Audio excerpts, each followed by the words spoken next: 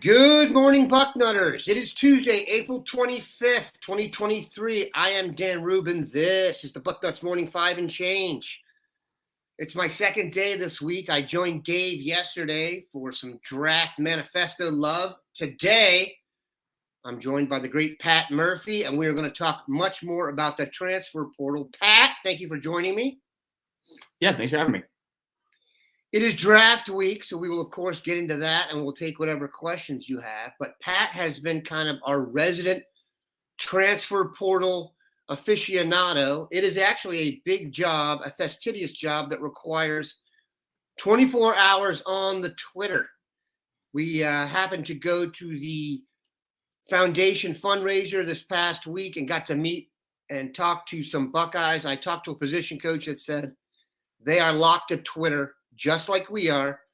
The fact that it's coming every day has everybody on their toes. So we're going to get into that today and talk about some possible spots Ohio State is aiming for, Pat. So let's do a top down here, maybe just a general vibe you have on how Ohio State has used the portal. And their philosophy, for example, is different than the one Colorado is employing right now, which is flushing half of their roster from a very bad Power 5 team. Can't blame them for that. But I think I saw somewhere that 28 dudes have entered the portal with more to come in Boulder.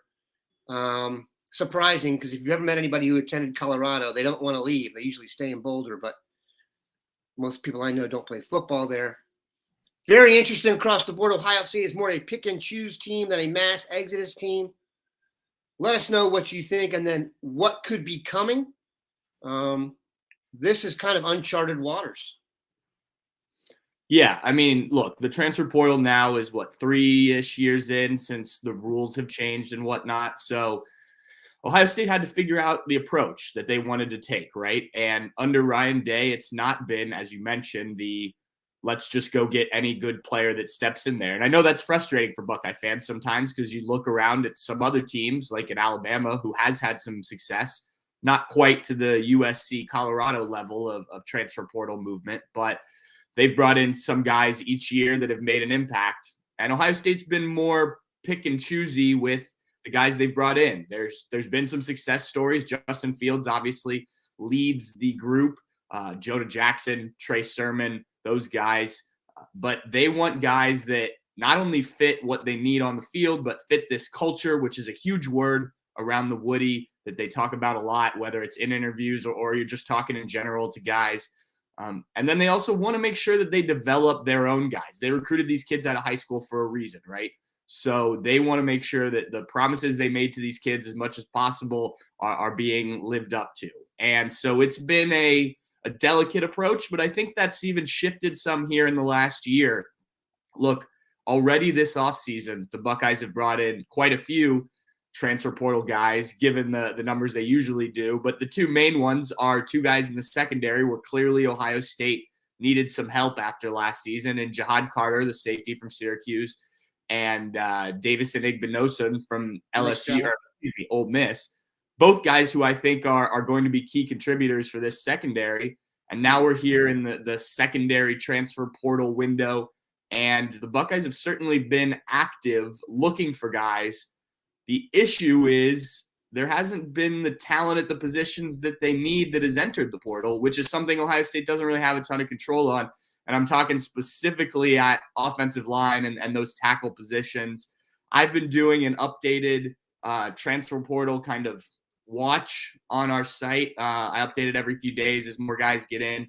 It's really just my speculation in terms of guys that Ohio State might be interested in. And there's been a few offensive linemen. Willie Tyler from Rutgers, who went in the portal, was one that I thought, okay, they've gone to Rutgers before.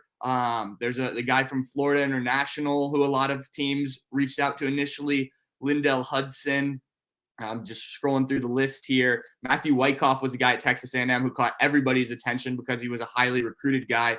Our Bill Kurlick reported that they weren't really interested, that there wasn't much contact there.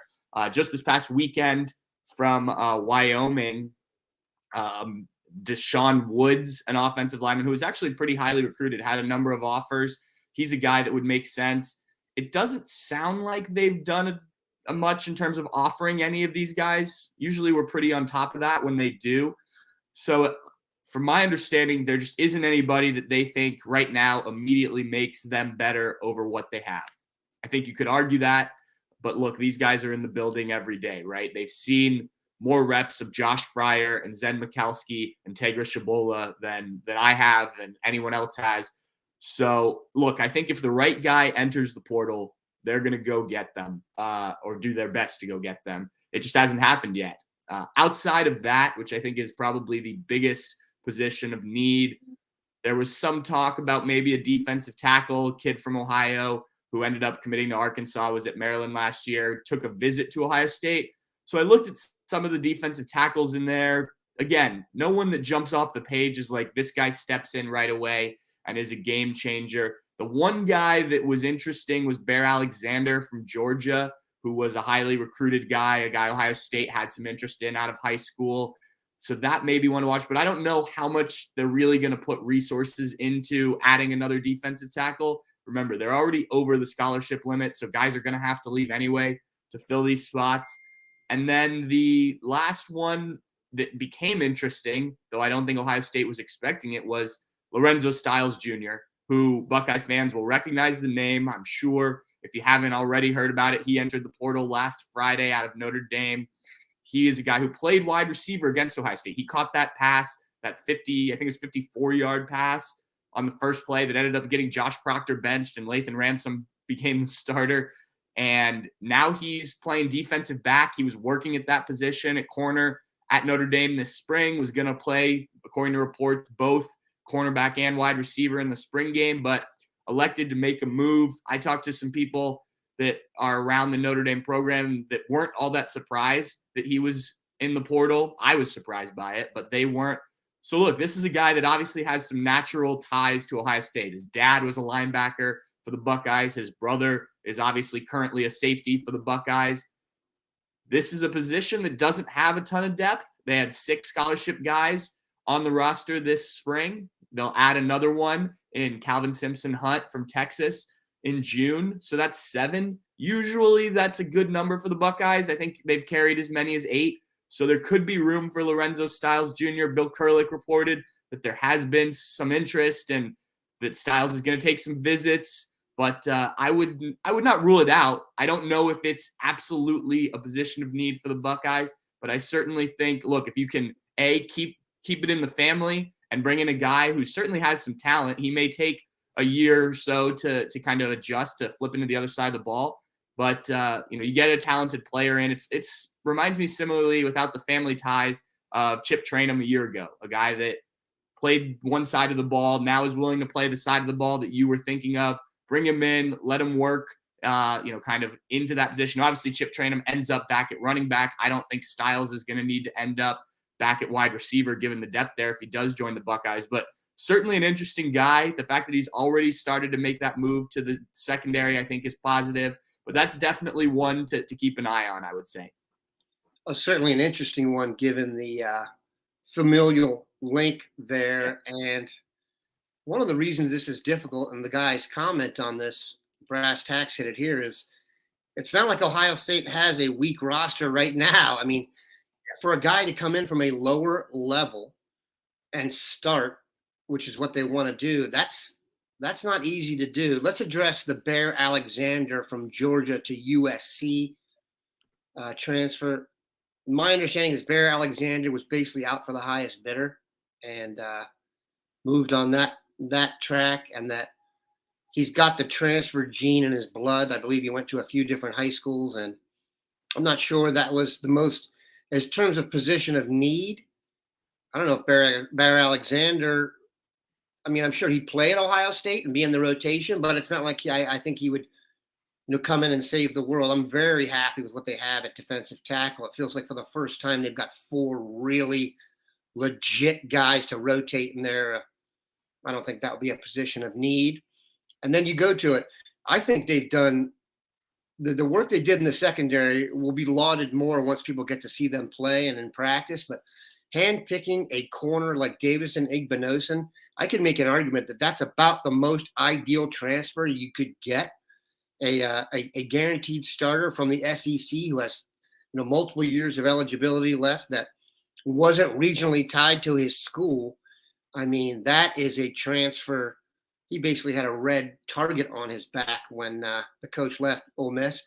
Excuse me. Then Jihad Carter, I think, we haven't talked about him as much, maybe because Igbinosun has kind of outshined him a little bit, but a veteran safety who was by many accounts the top safety on the market. That makes sense for Ohio State as a transfer. There aren't that many big guys good enough to play tackle at Ohio State, and convincing them to leave where they are and stuff like that's very, very difficult. So, I mean, Jonah Jackson was an inside player and had a great career, but I don't see many transfers doing and we'll quote it as the Bear Alexander move here, going from USC to Georgia. That's just a lateral move for cash. I mean, it doesn't juice Georgia's defense, if your goal is to get to the NFL, apparently they're good at producing NFL players on defense. I don't think you need to go to USC to do that. So every transfer has his own story. Let's get into this. One of the issues Ohio State is having, and we addressed this in the boarding house, if it wasn't yesterday, it was late last week. Guys don't want to leave. There are guys that they thought would want to leave for playing time. For example, if you're a backup at Ohio State, you're likely a starter in the MAC or your starter at a lower level Power 5 school. A lot of the guys they thought may wanted to boogie are just psyched being Buckeyes. Can you blame them? The culture is amazing. So I wonder what's going to happen there, because they're going to face a little bit of an issue here because there is a possible roster crunch ahead, Pat. Absolutely. And I think we think about, and I've said this before, we just think about these kids as football players, right? Without thinking about they've got lives at the school outside of football, and football is their main thing, no doubt about it. But a kid up and leaving, I transferred schools in college and it was kind of a mess for the first few months, figuring everything out. I can't imagine doing that with the football factoring in. So that's something to consider. But then, especially if you're an Ohio kid or you've been here a few years and you've become an Ohio kid and you're playing for the Buckeyes, I can certainly see why, even if you've realized, look, maybe the NFL isn't where I'm going, staying at Ohio State is something that guys would want to do. But yeah, there's definitely some guys. You look at the roster. I mean, look at the offensive line and some of the guys that have been here a few years that Grant Tuton, just an example. He's a senior at Ohio State. And I'm not saying Grant's going to enter the transfer portal or anything like that. I don't want this confused, but this is a senior guy who we didn't hear a lot about in spring practice, even though they're looking for various positions on the offensive line. Somebody like that, I think a lot of places would up and leave. At Ohio State, you don't see that too much. Linebacker is another one. There's a log jam because they only play 2 linebackers, right? So, Reed Carrico, he's a junior at Ohio State. That's a guy I think in a lot of programs would have up and left by now.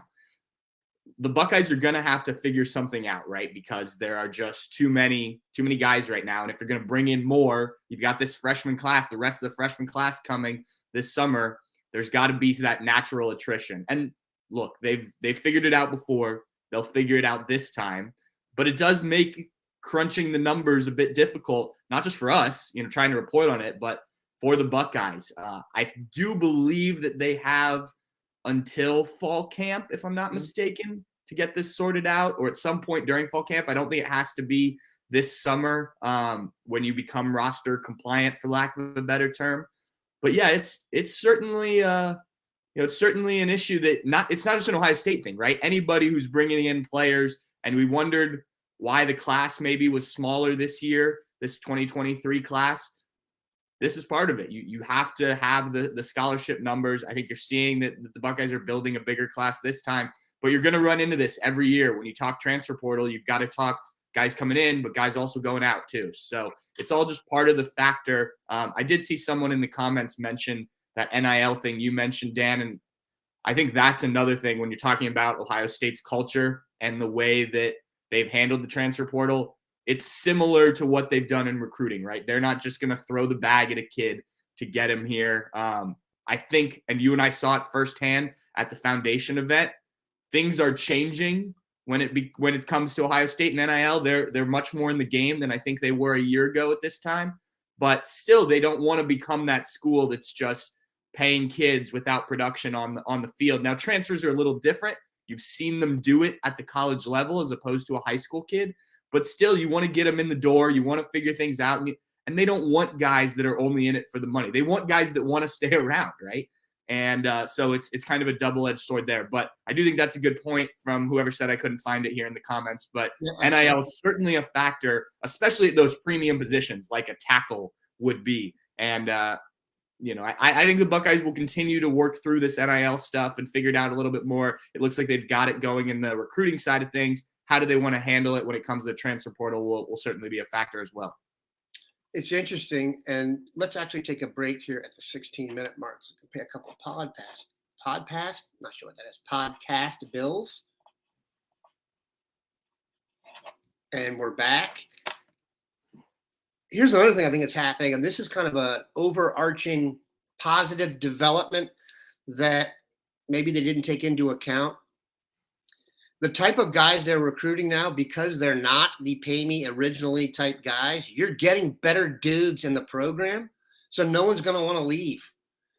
I was so impressed meeting the young guys at the foundation thing. Like I may have said this when we talked about Aaron Nolan having covered sports for a long time and come up, starting out covering high school kids when I was a little bit younger. There would be times in a conversation where I'd be interviewing a guy 8 or 9 years younger than me and halfway through realize this kid is way more mature than I am. Aaron Nolan is one of those dudes. Carnell Tate, another one of those dudes. Walked right into the thing. Biggest smile you've ever seen. Super, like my test for kids, now that my kids are, how comfortable are you as a teenager looking into the eyes and speaking to an adult? Are you just looking for the exit hatch every time we're talking? Are you repeating yourself with some regurgitated stuff they told you to say? Or are you actually investing in the conversation with your personality and such? Carnell Tate, man. Carnell Tate and Jelani Thurman, if I could buy stock in their future, yes, I would empty my mortgage. Okay? Those guys are first off the bus. Very impressive dudes. So I actually think Ohio State's approach and the way they recruit, they're turning into, I don't know if anyone remembers this, but Duke, and I say this a lot because I covered basketball recruiting so much on my way up, but Duke and North Carolina back in the day didn't recruit. They selected. They went and got the guys that were not just the great athletes, but great kids, good students, great in the community.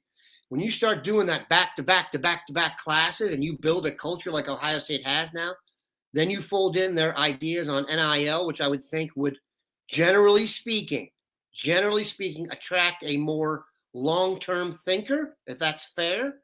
I think the culture has been improved just on its face. So very, very impressed. I just cannot get over how impressed I was with the young guys that they're bringing in, not just from a playing perspective. That and the size of Julian Fleming's arms are the two things that I came out of. I cannot get over how big Julian Fleming is. That's incredible. All right, let's talk about this. The draft is coming up this week. We are not going to talk about S2 today. We're going to talk quickly about the draft. I'm going to go back and bang out some of these questions. But any surprises? Any guys you see dropping big? Any guys you see jumping big? Everything we've heard about this draft is that it's the least predictable ever. I mean, CJ has gone from number 1. Now he's number 11. Now he's back to 2. So what's your vibe on the draft? Who's going to be the big winner, or who's going to be the Ohio State guy wishing he had a different account? One guy who I've seen both, a few reports, but I've also heard a couple things is Paris Johnson. And look, I mean, we expect him to move up, be pretty high pick anyway. I saw something yesterday suggesting that, he's one of the guys that teams are quietly more interested in than people think. And I in the same thing, I saw it suggested, what if he goes, top 3? We're talking offensive line. I saw somebody mention, why can't they get offensive linemen? I think Justin Fry is going to end up doing just fine with that once kids see how he can develop and send guys to the NFL. That would be a pretty big selling point for Ohio State. It's going to be a big selling point for Ohio State in terms of offensive linemen anyway. but suggesting Paris Johnson as the number 3 pick in the draft, and that's an interesting one because it's the Arizona Cardinals, who don't need a quarterback, are sort of changing the way they do things with a new head coach. So that's a guy to keep an eye on that maybe goes higher than people expected. Obviously, the CJ talk is what it is. Look, it'd be great to see an Ohio State guy go 1, 2, 3, somewhere in there. We haven't had an Ohio State quarterback, a Big Ten quarterback, drafted that high in quite some time. But I think CJ, he's going to be a high pick wherever he ends up. And if he falls, and I know people have said this, if he falls a little bit, he ends up in a better situation, right? And that could be better for his career overall. I will be very interested if we're just talking first round where Jackson goes. It seems like teams have different thoughts on him in terms of, maybe he doesn't have enough film because it was only one season. And some teams really like what they saw, especially at the combine and the pro day. So where he goes, I do expect him to be one of the top receivers off the board. And then just the kind of the other guys, right? Day 2, day 3. How many guys does Ohio State end up getting picked? I think last year was 6 guys, which was a low for the last handful of seasons.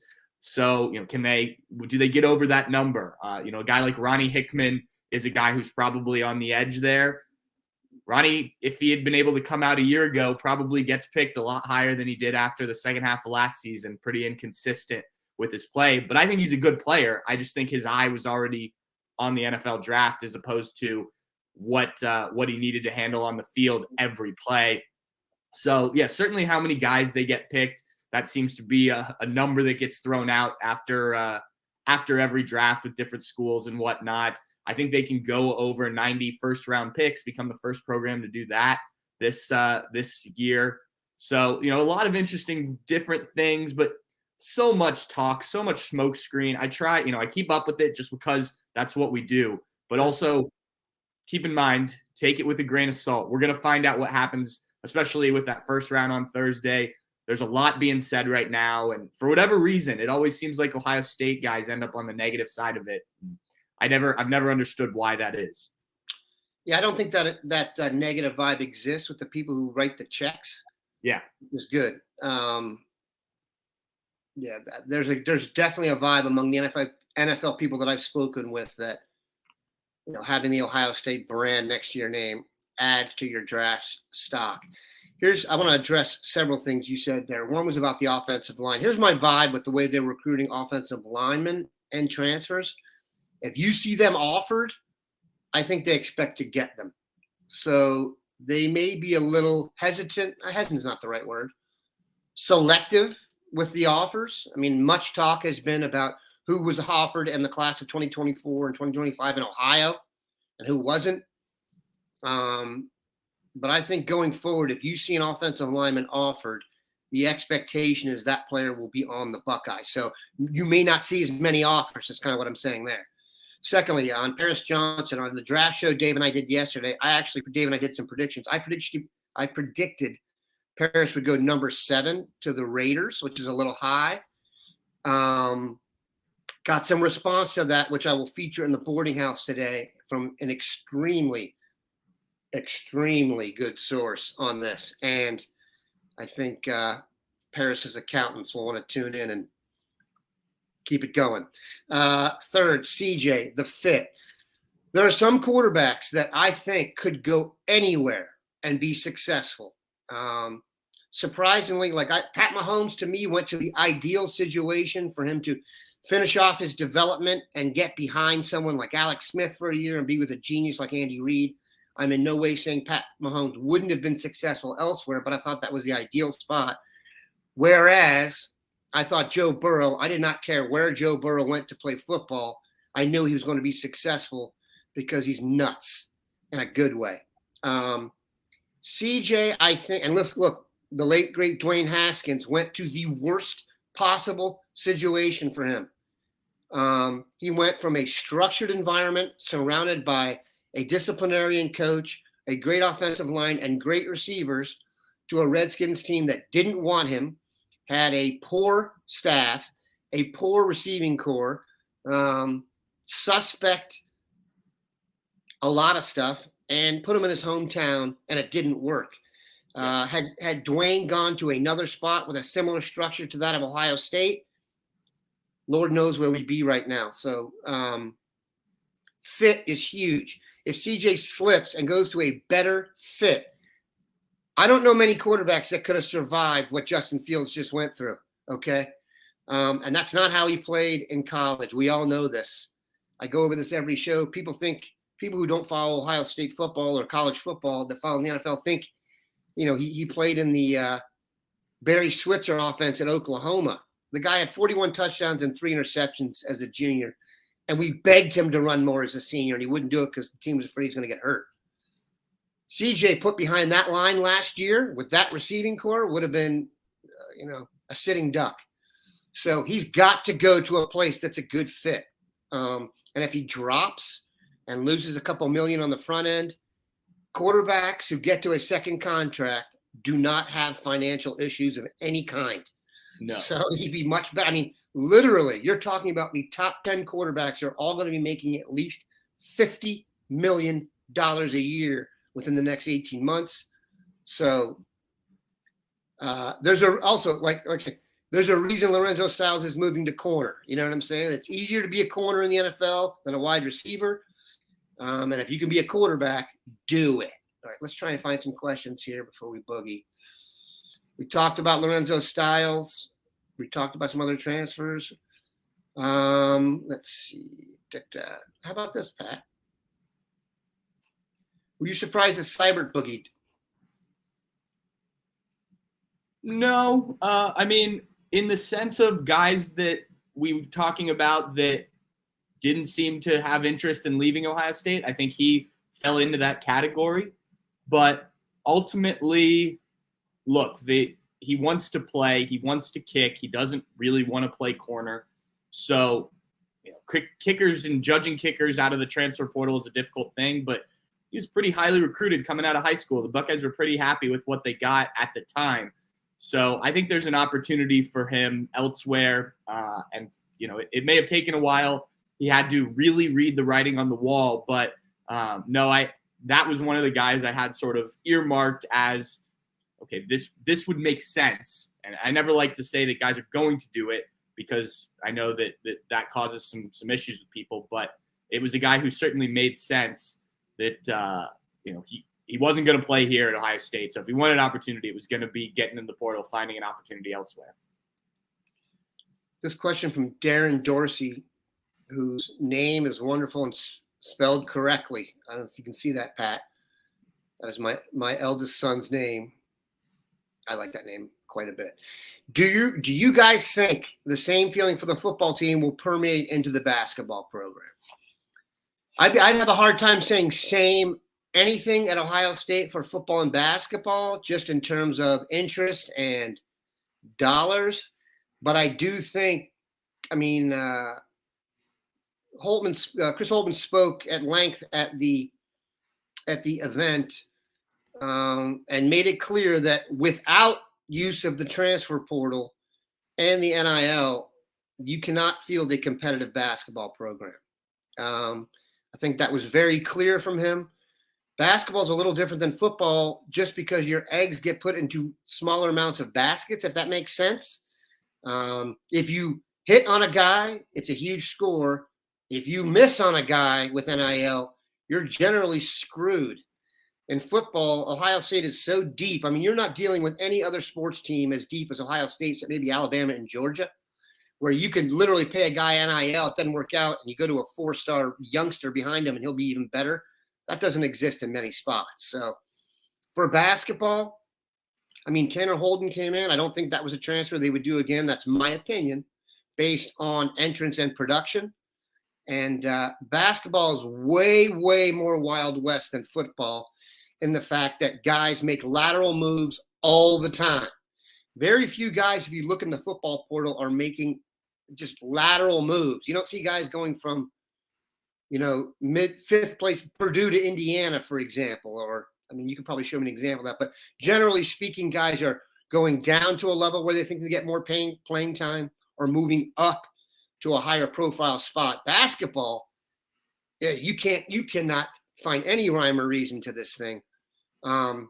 it's gotten really bad. So I don't know what's going to go on there. I obviously don't think the basketball program is in the same spot as the football program, even in terms of approach. I don't think you can do basketball the way Ohio State does football. I don't think anybody's transferring here in basketball and then saying, how much are you going to pay me? That money's going to have to come on the front end and be large. So, Pat, you covered basketball at length. Why don't we finish off with your comparison between the two and kind of how you see Ohio State using the transfer portal for basketball? Yeah, I mean, I think the basketball team has been much more willing to get involved in it quicker. You've seen it almost every year they've brought in, but the philosophy is similar in the sense that Chris Holtmann wants to recruit the high school kids, develop them. I think if Chris Holtmann had his way, you would have even fewer one and dones than the Buckeyes have already had. That was something he talked about early on, was that they would like to have kids that are in the program 2, 3, maybe 4 years. And that's not to say that they're not talented kids, but they want kids that are going to, they realize, at least especially in his last places, that they weren't going to get a lot of the one and dones. And even at Ohio State, they've been fortunate enough to have 2 guys now that have turned into that, but they weren't guys recruited that way. So when it comes to the transfer portal, they've become more willing to tap into that when needed. I think, you've already seen it with a couple guys this offseason. You saw it with 3, 4 guys, whatever it was last year. So certainly more willing just because of the nature of the sport. I think that just in terms of the basketball program overall, I do think Chris Holtmann and Ryan Day have a lot of similar philosophies in terms of how they like to build their teams. I know they're guys that I wouldn't call them best friends, but I do know they talk a lot. So look, they both want to build similarly successful programs. I think Chris Holtmann it's taken longer than he would have liked, but they've started, on the recruiting front at least, to move in that direction, recruiting top 10 classes in consecutive years. So I think there are definitely some similarities in terms of the way that the coaches perceive the program.